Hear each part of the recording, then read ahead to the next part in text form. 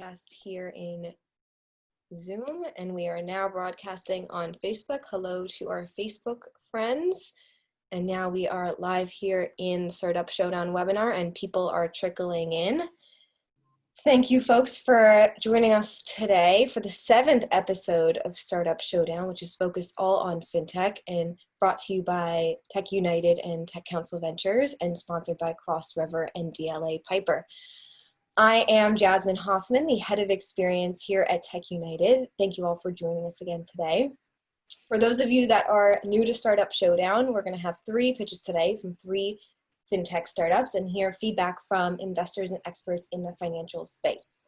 We are going to get right into it, but as a quick programming reminder, this is being recorded. It'll be available on the Startup Showdown website later today or tomorrow morning if you'd like to watch the recap or share with any friends.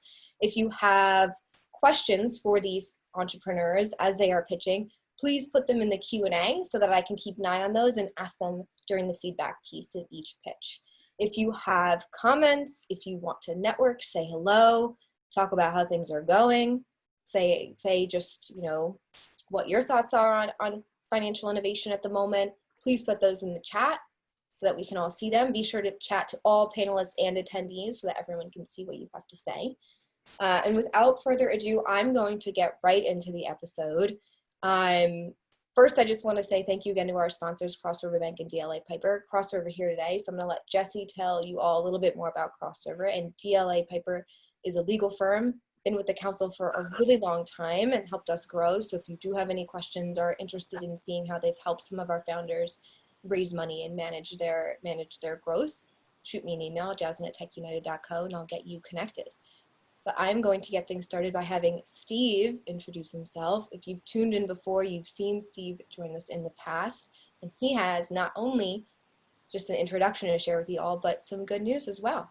Steve, how's it going? Thank you, Jasmine. I'll also echo your thanks to DLA and Cross River. I've been in Cross River's offices, and they're incredibly exciting and doing a lot of novel things in the FinTech space. And DLA is a great law firm, and we've used them in quite a few of our projects. So thank you guys for supporting this. And so I'm managing partner with Tech Council Ventures, which is a venture fund that's associated with the TechUnited New Jersey. And we are a regional early stage generalist fund. So we're investing in the Mid-Atlantic region. We closed our second fund last summer, and we've been investing pretty actively even through the last few months. So we've got 9 investments in the portfolio now. And just in the last 3 weeks, we closed 2 new deals. We led both of these. One was in New York and is in the IT automation space. So kind of next-gen automation for IT service management and for robotic process automation. Really excited about that. And we also just closed a new investment on a company in Philadelphia that's in the digital health space, which is really has a software platform that provides a very nice interface between physicians and providers and electronic health record systems. So to support workflow, data collection, patient care, et cetera. So also very excited about that one. And today's a FinTech day, so looking forward to some good FinTech stories. Sounds good. Well, congratulations, Steve.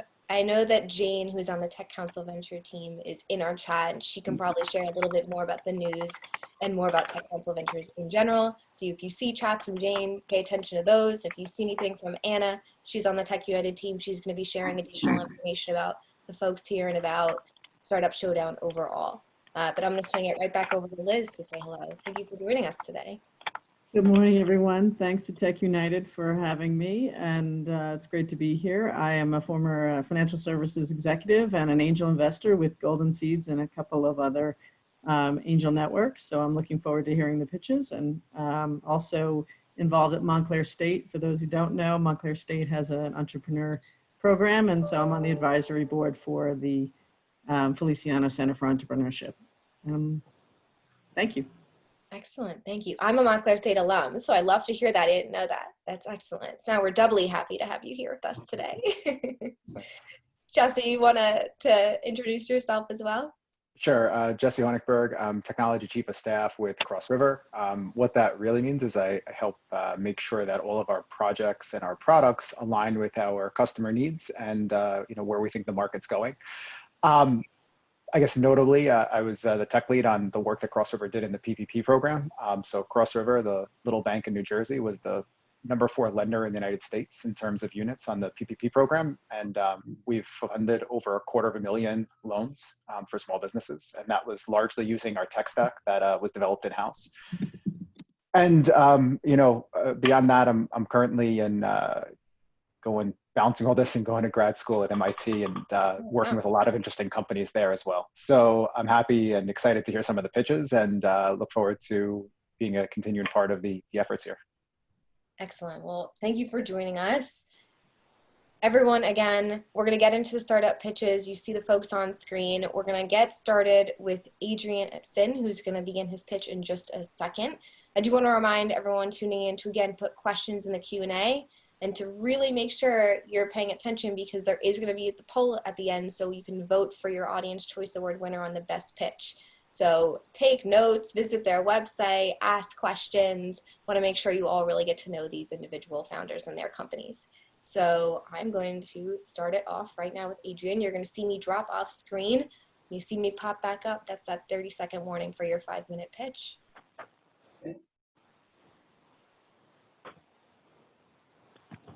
By the way, I'm actually presenting an FTD study. Jasmine, can you see my screen? Sure can. Okay, great. Good day, everybody. My name's Adrian Dean. I'm founder and CEO of Funding Innovation Network, Fin. Thanks, Jasmine and team, for having me here in a pinch. And I appreciate the panel's time and attention today. At least for 5 minutes anyway, but hopefully much more going forward after this. So let's get into it. The problem we're solving is you should all be familiar with the problems and inefficiencies with the startup funding and support process today. There's a lot of churn in the ecosystem. While forums like this are necessary and effective, they're independent and one-off, we find. Entrepreneurs need a more efficient way to reach and communicate with investors with continuity. And investors need a more efficient way to access deal flow with continuity and thereby enriching these interactions. So, and leading to more value add within this ecosystem. Entrepreneurs want data-driven insights to improve their businesses and to secure funding. Investors struggle with deal flow and spend a lot of time chasing deals. We want to make this process more efficient and value add. In our research, we find this a pervasive problem with entrepreneurs. Scott Sanamaterio at Ball Street has told us, and everybody that he's spoken to says you need to talk to about at least 100 VCs. Who knows that many? This is a daunting and seemingly impossible task, which is part of the problem for the high drop-off rate in the ecosystem today. Similarly, we've spoken to a number of investors in our research. And investors want metric-based way of filtering through their deal flow and finding the ones that they're most interested in an easy, more efficient way. What if we could change this paradigm? Our solution is a data-driven platform that demystifies the funding journey, empowering funders to overcome hurdles while providing deal flow to investors. At Fin, we believe empowering this ecosystem to make it more efficient for entrepreneurs and investors by addressing these long-standing problems. We seek to apply a data-driven approach to providing support for startup development and investing. We're launching an AI machine learning enabled platform to support startups and investors, as well as service providers. The technology with AI and ML has matured and will be accelerated with 5G, giving us giving us, an effective platform to move this mission forward. We've built the insight ecosystem for startups. Data-driven analysis insights. We're reinventing how startups development and investing is done. The tool to do this is the Fin platform. It offers opportunities and tremendous way to organize and deliver on this platform. As simple as cloud storage for document sharing to support due diligence, and more complex analytics and digital management capabilities, including data visualization and insights for better insightful decision-making, effective transaction management and monitoring and execution, as well as reporting and monitoring. So the way it works, what our customers do, investors, startups, and service providers, they enter information and their preferences. That then goes against our proprietary data sets. And we do our analysis through our AI engine, April, to provide our users actionable insights, to provide deal match pipeline, intelligent insights and analytical tools to the investors, a funding readiness score and a Fin score, which is a proprietary scoring mechanism that we give to our startups.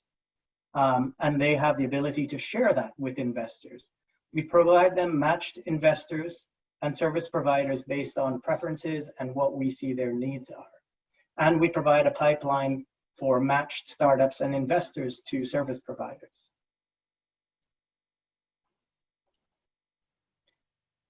Startups are the growth engine in today's economy. They're the biggest source for job creation, as we saw coming out of the financial crisis and are seeing through the coronavirus pandemic. At Fin, we believe in the power and innovation of entrepreneurship. Our mission is to empower this ecosystem with access and information. It's a vast and growing market. Private investing is becoming more mainstream, especially with the passage of the Jobs Act bill. More and more established investment banks and retail investment management firms are prioritizing private markets. We see our beachhead as focused in the early stage of tech and AI ML. Incidentally, we sit in this area as well. We are our own use case. This is the space where we can focus and curate our data and train our engine to operate most effectively. This space has seen some developments in recent years, most notably with the introduction of crowdfunding as a result of the Jobs Act bill, and further development on established platform. We believe we have a strong position with an integrated, data-driven digital ecosystem. Further, we see our platform serving integrated capabilities to some of these participants in the ecosystem in partnership. Our path to growth. We started our journey in May of 2019 and have completed a prototype, launched a light score functionality. We have validated our assumptions and market fit with customers, and we're in the process of building the core product for launch in Q3 2020, and will accelerate our growth and potential fundraising in Q4 2020.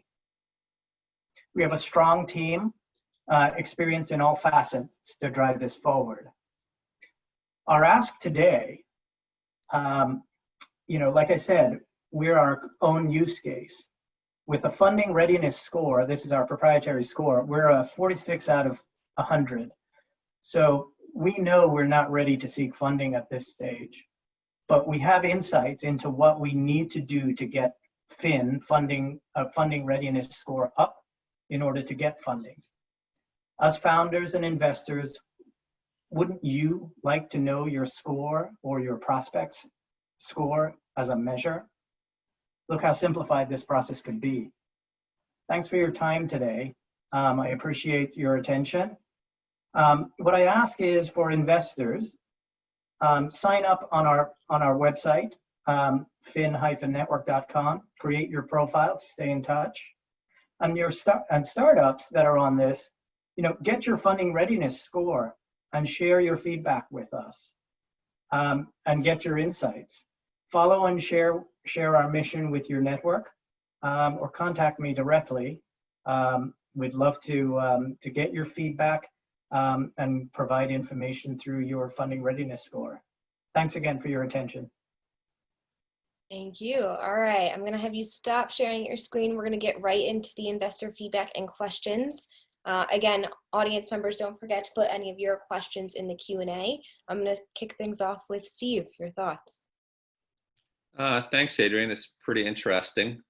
I agree with a lot of your perspectives on the sort of the big market picture. There's definitely a large private equity marketplace. I think there's growing interest over the last, say, 5 to 10 years in private markets by all kinds of, non-traditional investors looking for ways to get in.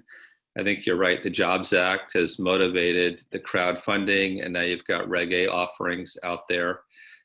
So we've seen the growth of those kinds of platforms.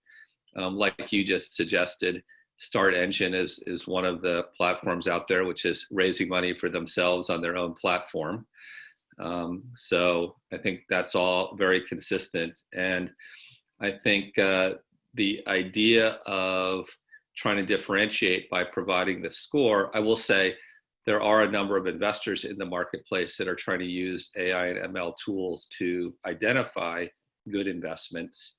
I haven't seen anyone succeed or get very far in terms of providing a scoring system to kind of retail investors or small professional investors. So I think a lot of your success, one, I assume you've run the legal traps on providing being able to provide scoring like that and your responsibilities and liabilities in doing so. But then, of course, just building the trust in your scoring system and belief among investors that you're doing a good job of that. But I'll be interested to see how you launch. Thank you. I appreciate the insight. Good morning, Adrian. That was a great pitch. I'm actually really interested in it because I find that the angel arena is really in disarray, and that the seed stage really needs a lot more focus. So kudos to you for focusing there. I echo what Steve said. I think that one of the things that I was curious about is, if you can talk a little about how you so far tested this, with what peer group have you really had a chance to go out to clients, and who have you really focused on to get into the value add of the matching? Yeah, so we've tested this with friends of the network, a number of angel and incubator investors, as well as with a private equity firm as well. And on the startup side, there's a number of early stage startups that we've tested. One of which was quoted in our deck. And then we've done a number of informational interviews with about 15 or 20 or so in the marketplace across all of our customer categories. So we're going up and down the chain from your established institutional funds as well as your individual accredited investors. To get those inputs to see the type of functionality that we need to build out for the gamut of investors as well as startups.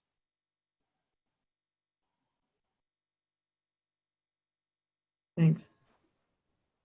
And Jesse, your feedback, thoughts? Sure. Definitely interesting. I echo Steve and Liz's comments that there's certainly a lot there, and I think that as you continue to dig in and expand the platform, hopefully your score will continue to rise.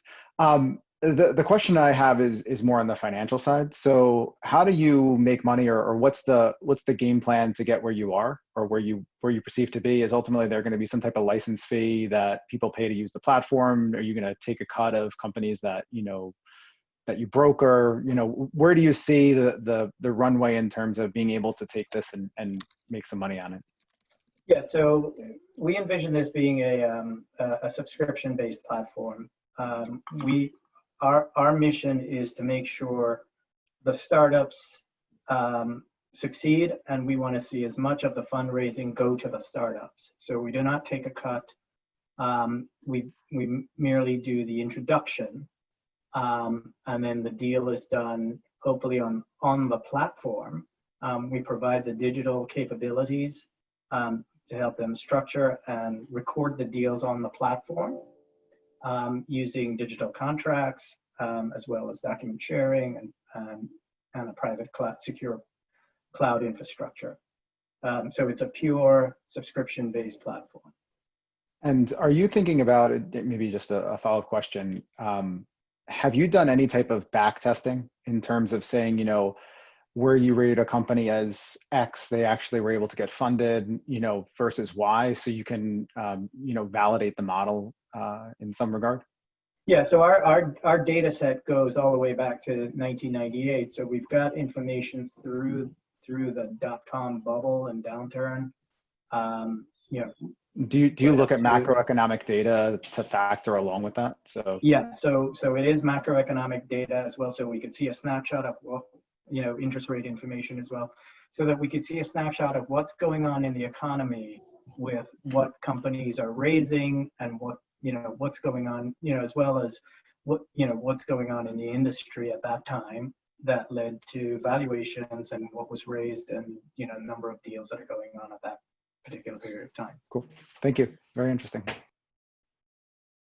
Thank you all for your thoughts and questions. I did get a few questions from the audience, and a lot of them have to do with the proprietary technology and innovation behind the score. I think a lot of people are interested in how that's positioned and simply how much of an impact it can have on the deal. And I think some of the questions have to do with, do both investors and startups have to join and understand the platform and what the rating is? So if you could explain a little bit more about sort of how that number has context and a few of the aspects that are most critical to changing that number, that would be really helpful. Yeah, so the score itself is built up from a number of factors. That includes an assessment of the team. It looks at financials. It looks at strategy, and then we correlate that to a higher level score. Once a user gets a score, they're able to drill into those components to see what the drivers of the score are. And then against that, there are actionable insight that says, your team is inexperienced in FinTech, right? So it drives a lower level score. So it provides actionable insights that, the company could take to improve their score. It also has some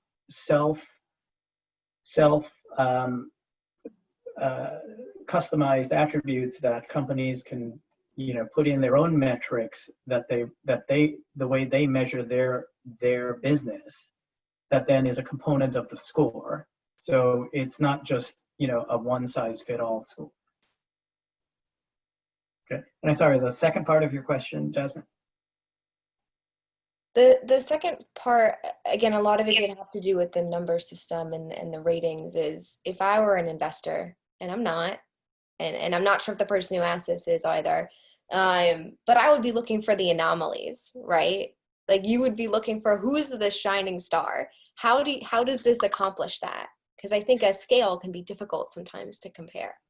Yeah, so I think Steve hit the nail on the head. How do you build trust in this score, and how do you get people familiar enough with the score? And I think I remember the other part of your question which is applicable. All participants need to be as subscribers on the platform to be able to see this and get access to it. So it's really building up that comfort level and understanding the drivers of the score. You know, and from an investor standpoint, I would imagine that they would want to drill into, you know, the components of the score in order to be able to trust it. Right. You know, there is also a notion, you know, some shops come with their own proprietary analysis.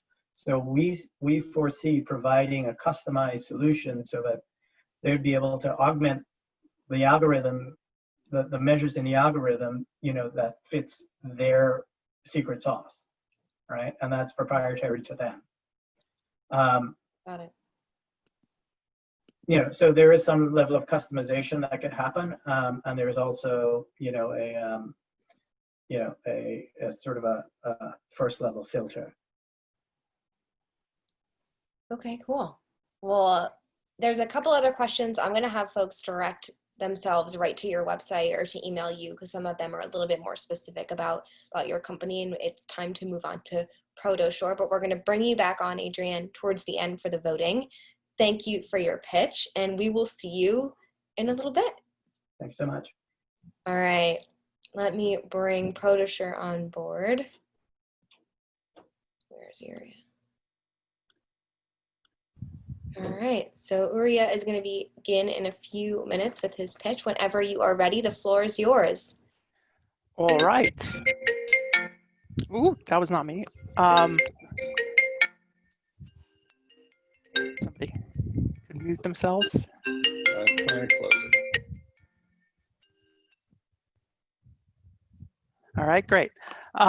So thank you everybody for inviting me here, and thank you for Adrian for for showing us your presentation. My name is Uriah. I'm the CEO. Am I screen shared and everything? You can see everything? Okay. Yeah, great. So my name is Uriah Kaplan. I'm the CEO of ProtoSure, and what we've created is a platform for insurance companies to build out their own insurance products without any programming and distribute them. So what we do is allow insurance companies, instead of making an insurance product development something that requires dozens, if not hundreds of people, which is the way it works now, it allows them to actually to build out the infrastructure themselves without doing any programming.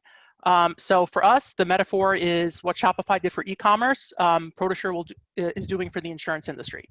Gives them the tools to build out things themselves without bringing in IT to do it for them. So a little bit about how the insurance industry is right now. There's a lot of good ideas within the insurance industry about how to build about new products they want to build, about changes they want to make. But too much of it is held back because of IT challenges. When you have an idea for an insurance product and IT comes back and says it'll cost $2 million for us to launch it, then you have to make that judgment of, well, is this going to be a $20, $30 million insurance product? So is it worthwhile to invest that money up front? So by us giving insurance companies the ability to make these decisions with a lot lower risk, that opens up a lot of avenues for them. So a little bit about what we do. We're a no-code environment, which means that basically anybody with about intermediate Excel skills could actually build out the insurance product and launch it. That's very different from a low-code environment, which is really kind of a programmer accelerator, or from a traditional environment, which requires dozens, if not hundreds, of programmers to build something. We've literally brought companies we've literally put together products for companies in days. So a typical IT system for an insurance company might take about 12 to 18 months to put together, especially if it's a novel product that doesn't have any templates. We could allow you to take that, whatever you have in-house, whether that's spreadsheets or underwriting manuals, and put that within our system, and that builds a product around that collateral that you already have.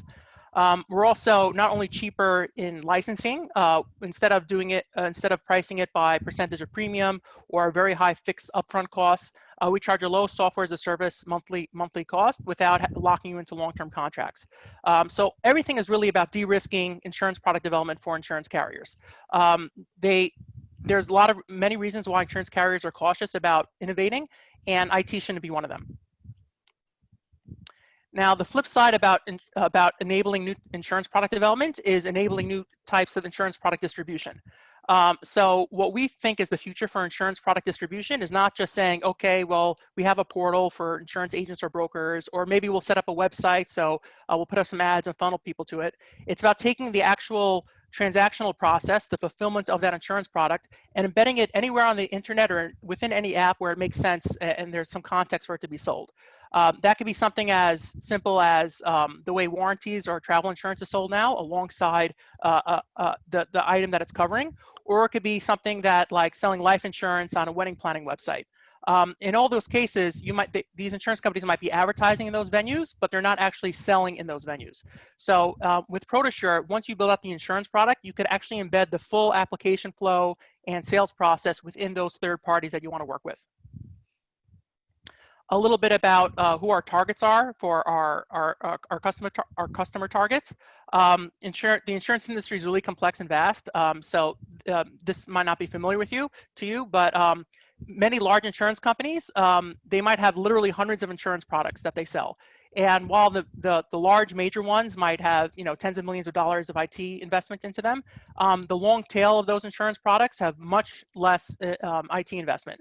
And in some cases might literally be analysts sitting at a workstation with a spreadsheet working with an underwriter to price a risk. We could take that and those minor lines, those specialty lines, and put that within our system and make it much easier to support as part of a regular automated system.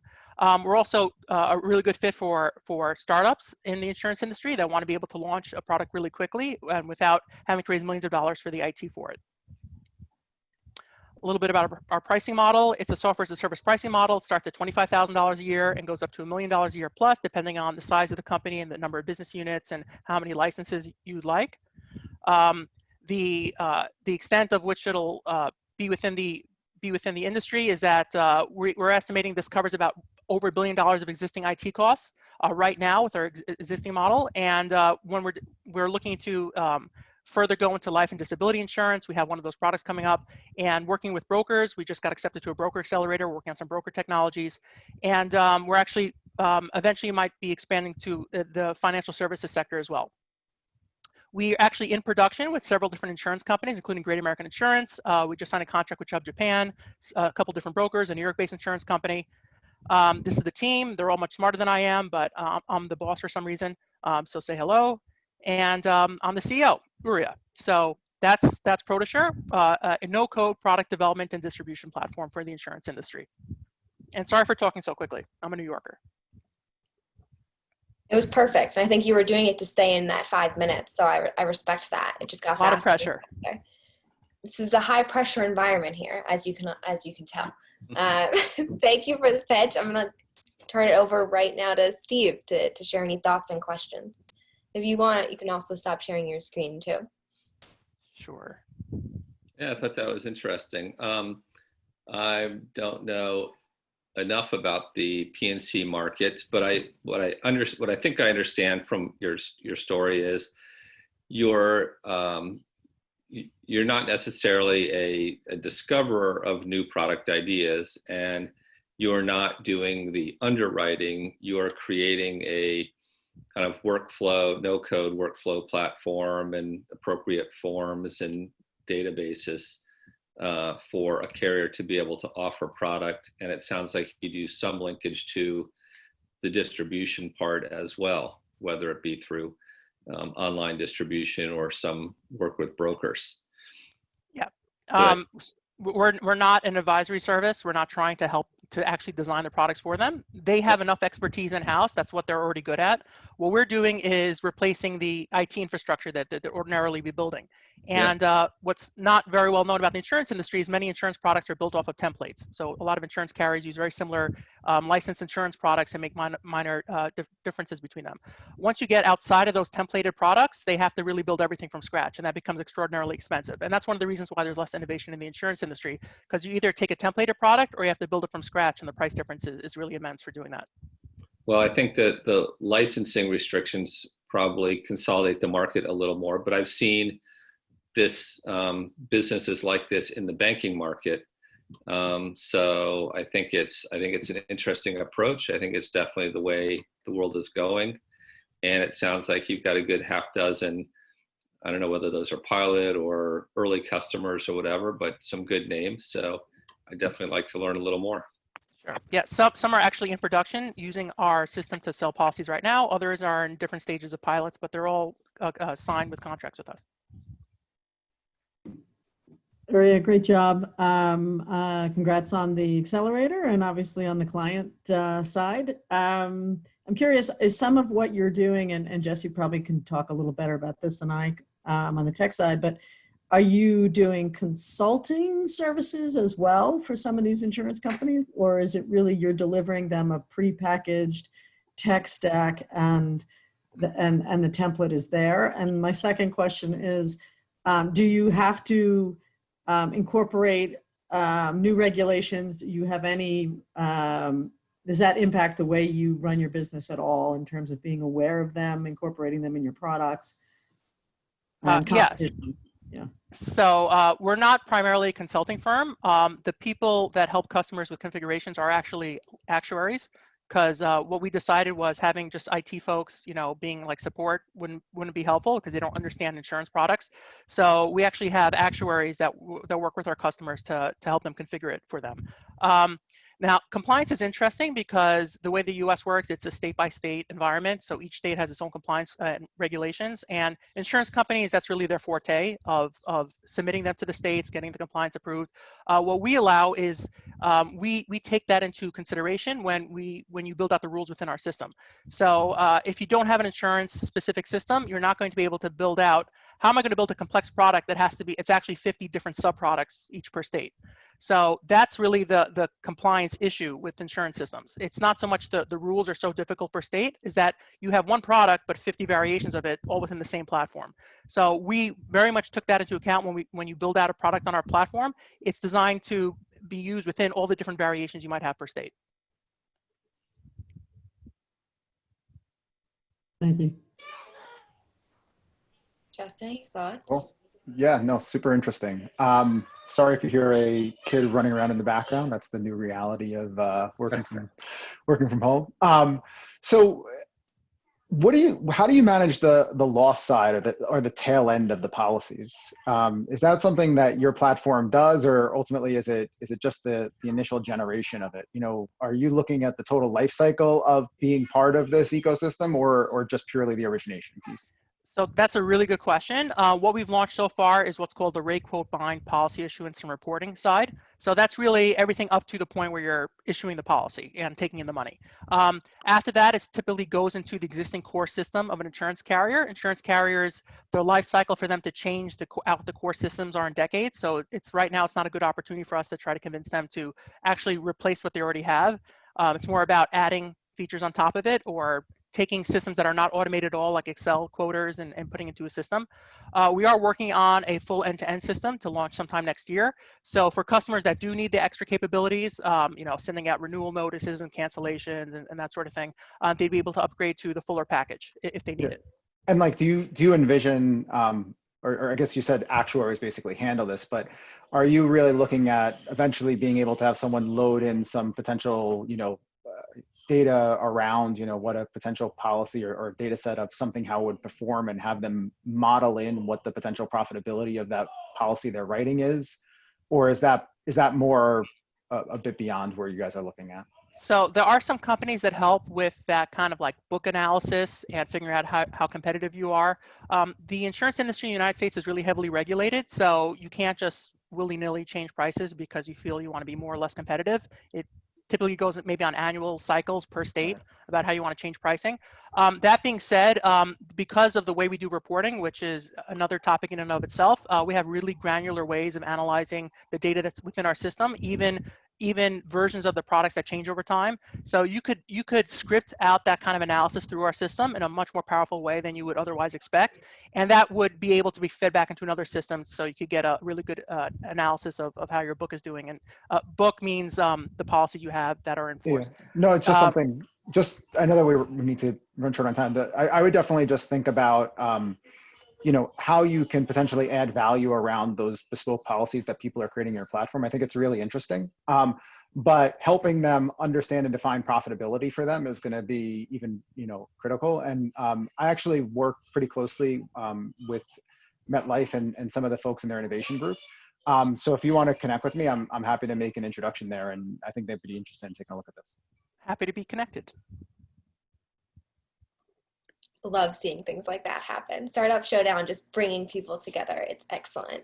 Matchmaking. Well, I had a couple questions that came from the audience that were answered by some of Liz and Jesse's questions.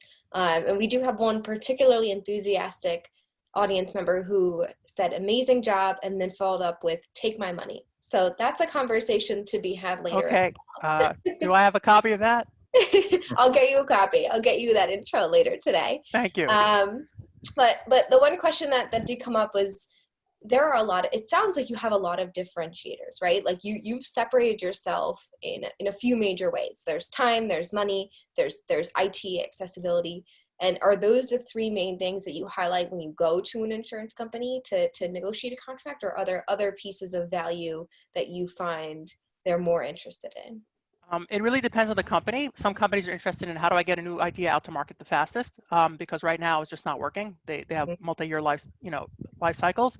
Other companies are looking to reduce what's called errors and omissions. If they're doing something fully manually right now and quoting off spreadsheets because they're quoting, airlines or something like that, and it's very complex and hand assembled, and they make mistakes, they're looking like, how could I automate the system and put some infrastructure around it? And others are just looking for, how do I take our obsolete legacy systems and put something in front of it so we could bring it in front of agents. So one of our customers actually uses AS400 mainframes, which even amongst mainframes is considered old. And they put us literally on top of that mainframe system. So the agents and the brokers, they only see our system, but the actual core calculations are still on that mainframe system because they don't know how to replace it. Wow. Okay. I can certainly see that being valuable then. Oh my goodness. All right. Well, thank you for your pitch. Thank you for all the feedback. We're going to bring you back on around 12:55-ish for our closing remarks, but I'm going to invite Om to join us for the Save Away pitch, which is the last pitch of the day. Thank you again.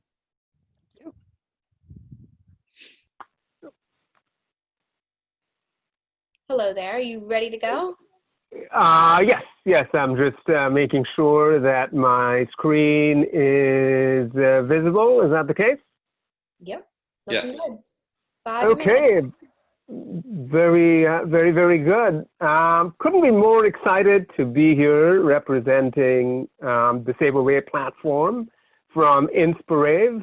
I'm the founder and the CEO, Om Kundu, and if I look back at the last couple of decades that I've been in the intersection of consumer financial services, the gaping hole that I see is the, ubiquitous availability of credit.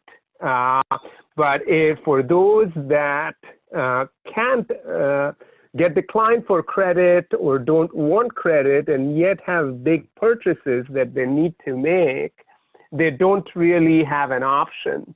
Thus far, there hasn't been that very fundamental tool that allows people just in time for their bigger purchases to save up and financially plan that bigger purchase. And that's precisely where our Save Away platform comes in. We make it as easy as 1, 2, 3 in being able to thoughtfully make that big purchase within a social community in our platform, where friends and family can advise you on what to buy and what not to buy within a merchant marketplace that we have created, and we can show you a little bit of a demo of. Once you've thoughtfully made that purchase, we allow you to create a financial plan to save up for that purchase, combining your own savings with the social gifting from friends and family and the best offer from the seller and any other participating financial institution. And the plan doesn't stop until you've saved up enough to fulfill the purchase. So it is a retail e-commerce platform enabled by the power of proprietary FinTech that I'm very excited to announce. We just recently received the issued patent for. The first in our series of patents is now issued stateside. It's part of a series that is published internationally across the Atlantic as well, that goes into the current version of the product as well as future iterations of the product. So I think this is where maybe the right thing to do, if the technology cooperates, is to jump directly into the demo of the app. So you can see this is the landing page. There are several categories that you can select from, COVID-19 being one of them. So if you're looking for things related to, let's say, fitness that you would like to save up for, you can go into the platform. We've integrated some of the leading retailers, including Best Buy, as you can see here, eBay, among others. All of the product-related details are directly here. You can create a comparison that friends and family can weigh in on. They can tell you what to buy and what not to buy. We enable all of that messaging capability through the app. And based on that kind of social voting, you can then make a more thoughtful plan to save up for the purchase. You set a date of when you want the item by, you make an initial deposit, which goes into the savings wallet that is originated, and every month and every week, you can set up recurring contributions. And that process continues over time. As you can see here, in addition to that direct deposit, friends and family have the opportunity to gift towards your goal as well. So we've enabled that P2P contribution into that wallet, and any discount from the seller is pushed in as well. And that process continues until you've saved up enough. And then, of course, once you have, you can go ahead and fulfill the purchase. So that's a little bit of the platform in a nutshell. Continuing on with the demo, I think in terms of interest, we have, without any real marketing and advertising, several thousands of end users that have signed up, tried out the platform, and are on our waiting list. It's a compelling proposition for equally not only for the end user, but the seller as well, because if you think about it, they're getting access to a segment of unserved, underserved, and ill-served customers that couldn't have afforded that purchase otherwise. And this is a message that's resonating across the industry. We're very fortunate to have received some critical acclaim from everything from South by Southwest to the American Banker that named us one of the top FinTech companies to watch. You know, we have a powerful revenue model where our interests are aligned with the success of the seller as well. You know, we get a percentage of the revenues that we generate for them. And what's unique about us is we are a relentless advocate for the consumer. We're not an e-commerce tool that is egging you on to buy something that you don't need.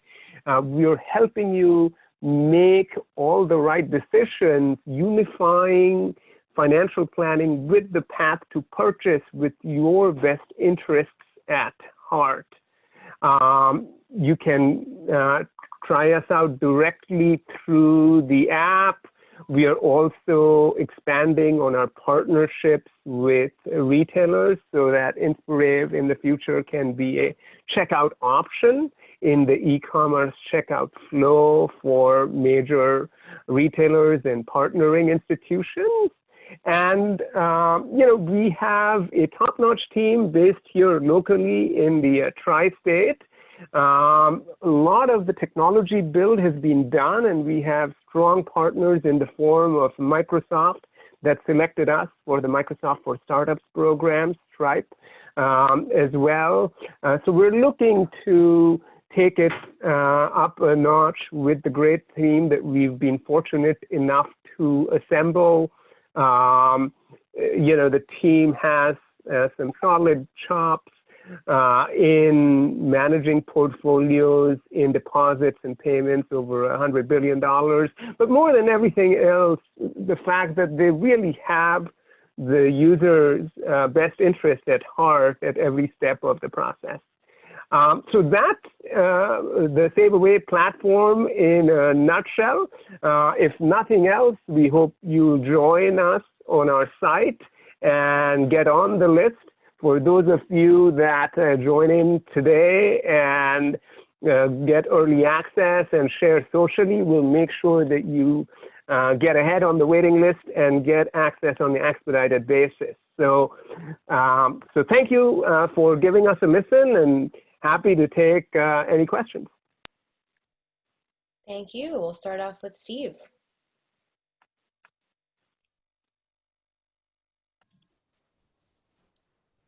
Oh, Steve, you're muted. Thank you. I was saying thanks, Om. I think that was great. I've seen a lot of the pieces of what you described in other places, but I haven't ever seen them all brought together the way you've done here. Just to reiterate a couple of things that I thought I heard to make sure I understood it. So you're not shopping the broad sort of internet marketplace. Your merchants are somehow subscribing to or integrating on your platform so that you're working with a certain set of merchants.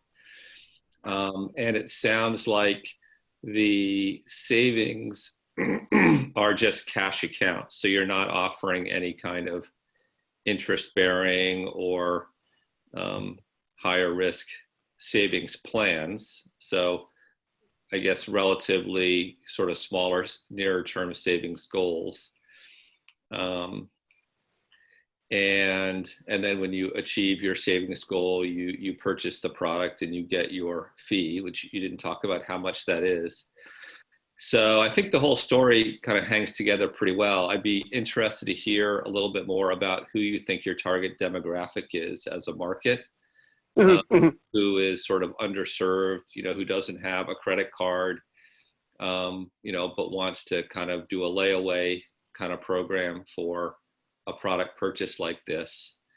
Sure. And love to hear about traction as you've launched it.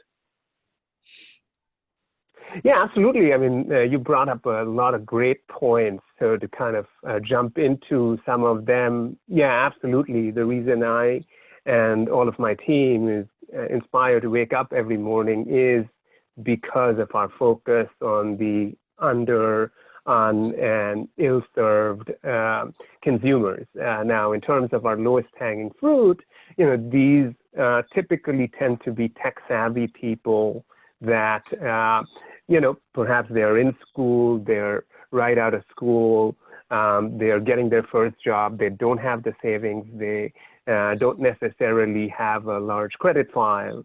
So that, and they are increasingly, all the more so through this pandemic, reliant on support from their friends and family. So I would say that is a kind of our immediate lowest hanging fruit. That's the kind of users that we see over-indexing within our current small user base and our waiting list.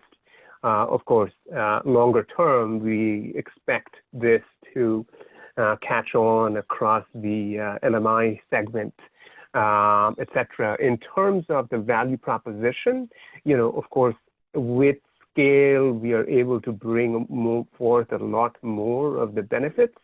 So the expectation would be that over time, these wallets could very well be FDIC insured accounts that are interest bearing, and whether it's Cross River, among others that may be interested in partnering with us, we will have the opportunity to partner with an institution like that to be able to provide an interest bearing facility for the user so that they can get that benefit as well. Of course, as network effects become more pronounced, we can make other special deals available to users as well.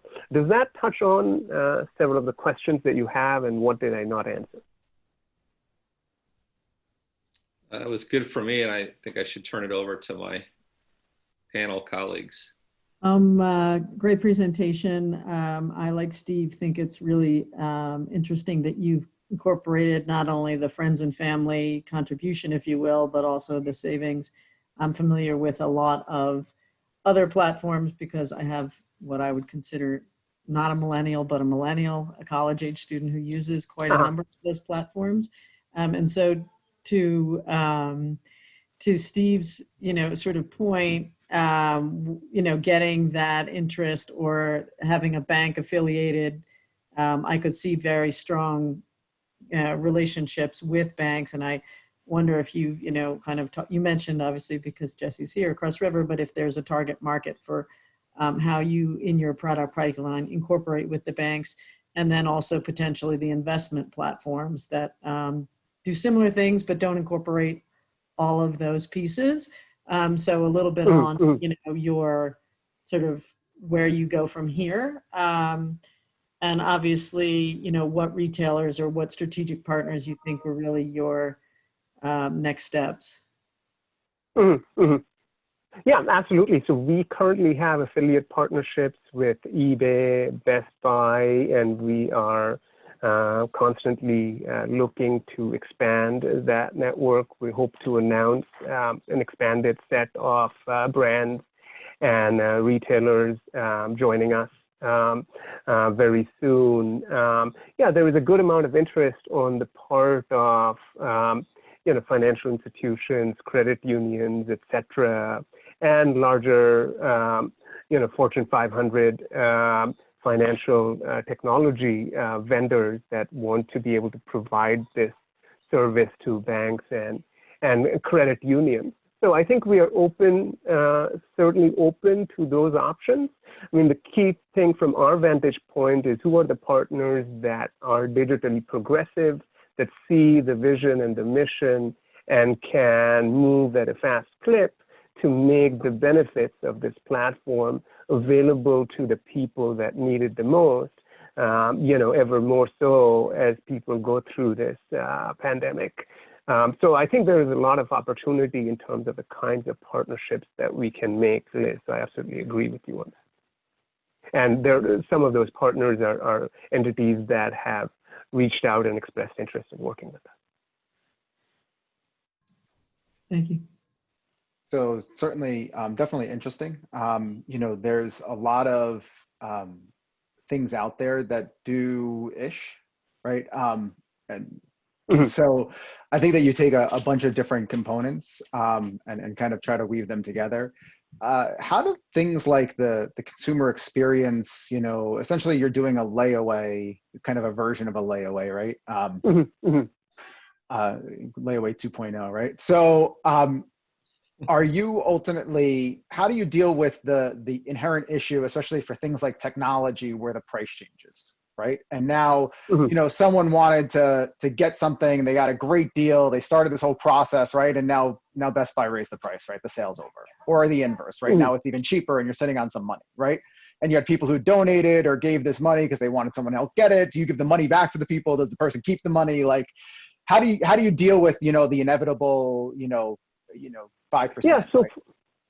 So for the direct partnerships that we have with merchants, we have service level agreements where the buyer and the seller are entering into a commitment to honor the purchase at the price that's chosen. Now, if the price does go down, we expect the seller to be able to extend those benefits, and those would be credits that would be available to the user for subsequent purchases. So that's certainly something that we've seen, amongst our user base, and they're comfortable and good with that.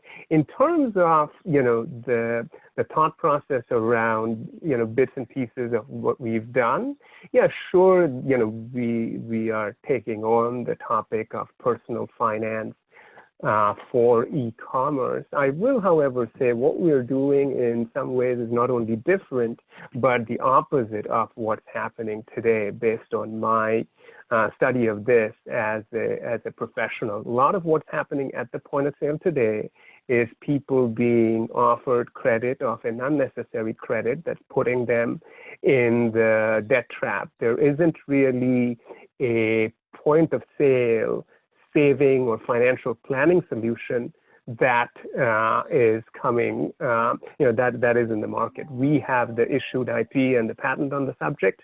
So certainly if there are partners that are interested in doing that, they would have to hopefully speak with us about licensing our technology. I think, a lot of the inspiration and motivation around this platform derives from the fact that people today are, again, I'm thinking of the under and ill-served segments, which is a surprisingly great majority, within this country itself. They're not being well served with the right types of savings and financial planning products unless they're at the higher end of the market. And I think what we've done here is created a social platform to enable that. If you think about what social did for micro-lending, as evidenced in the Grameen Bank, it found out that when people are given a loan in a group, their ability to pay back that loan fundamentally goes up. We've essentially brought to life a platform here that demonstrates similar attributes where people's ability to save fundamentally increases when they have a well-wishing community that's egging them on, helping them save more, make the right decisions, and complete that virtuous cycle in a way that makes sense for the seller as well as the buyer. No, I think it makes a lot of sense. And from the standpoint, I think there's potentially a lot of different areas. Cross River is one of the largest banks in the marketplace lending community. So we work closely with a firm and all these other guys, right, who provide some version of what you're doing in a different way, right? And so, we often get approached by a lot of companies who are looking to do it differently. And certainly if you wanted to explore, using our back end for any of it, we're happy to have a conversation. Sure thing. Thank you. Well, thank you. We are running a few minutes over, so I'm gonna wrap things up here for today's episode of Startup Showdown. Thank you again for the pitch. Thank you to Uriah and to Adrian as well for joining us today. Liz, Jesse, Steve, as always, thank you for joining us, for providing your feedback, for asking questions, and of course, for all of you for your support of TechUnited and for joining us today and taking an hour out of your Thursday to share a little bit more about what you're doing. Again, I want to remind everyone this is a joint project between Tech Council Ventures and TechUnited. If you want to learn more about either of us, Jane and Anna have been sharing links in the chat. I want to thank a couple repeat attendees, Gina, Esther. I see Eugene from Cross River Bank is in there. He's always shown up to our webinars. So thank you all for tuning in. And again, thank you to DLA Piper and Cross River Bank for sponsoring. Thank you all for joining us. The recording will be available a little bit later today. Again, if you want to learn more, head to our website. And I just want to say thank you all again for joining us. If there's ever anything we can do for you, you know where to find me.